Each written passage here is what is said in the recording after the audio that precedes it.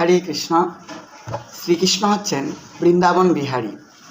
শ্রীকৃষ্ণ এবং বিষ্ণুর মধ্যে কোনো পার্থক্য নেই।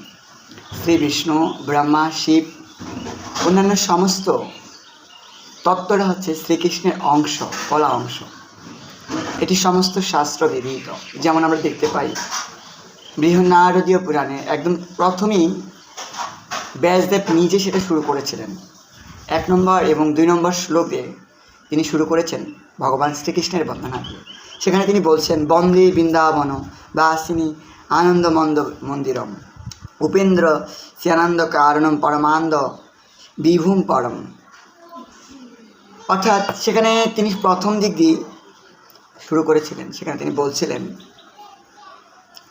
কমলার প্রীতিভাজন পরম প্রভু প্রকৃত করুণা সম্পন্ন বৃন্দাবন বিহারী। বৃন্দাবন বিহারী মানে যিনি বৃন্দাবনে বিহার করেন। পরমানন্দ স্বরূপ শ্রীকৃষ্ণের বন্দনা করি। শ্রীকৃষ্ণের স্বরূপটা হচ্ছে পরম আনন্দ, যেটা বেদে বলা হয়েছে আনন্দময় ভাষা। সেই পরম সত্য আনন্দে উদ্ভাসিত। শ্রীকৃষ্ণ হচ্ছেন সমস্ত আনন্দের উৎস। ব্রহ্মা, বিষ্ণু, মহেশ্বর প্রভৃতি যদিও অংশ, অর্থাৎ ব্রহ্মা, বিষ্ণু, মহেশ্বর সকলেই হচ্ছে শ্রীকৃষ্ণের অংশ এবং কৃষ্ণ হচ্ছেন আদি পুরুষ গোবিন্দ। সেজন্য ব্রহ্মাও নিজেও ব্রহ্মসংহিতাতে বলেছেন, গোবিন্দম আদি পুরুষম তামহম ভজামি অহম।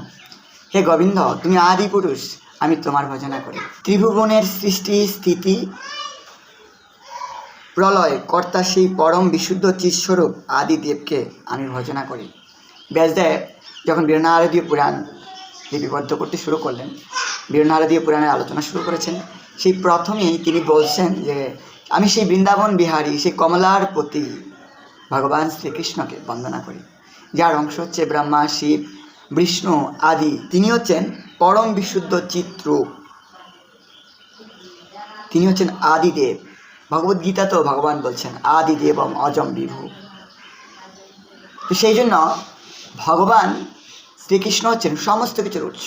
এমনকি দেবতা মহর্ষিরাও ভগবান শ্রীকৃষ্ণকে জানতে পারেন। ভগবান শ্রীকৃষ্ণ শ্রীমদ্ ভগবদ্গীতাতেই বলেছেন, নমে বিদু সুরগণা প্রভুবন মহাশয় অহম আদিহি দেবানাম মহর্ষীনাম চ সর্বাসা। আমাকে দেবতা বা মহান ঋষিরাও জানতে পারেন, কারণ আমি হচ্ছি সকলের আদি। সেই জন্য শ্রীকৃষ্ণ হচ্ছেন সমস্ত বিষ্ণু তত্ত্বীয়, সমস্ত দেবতা সকলের পরম উৎস। হরি বল।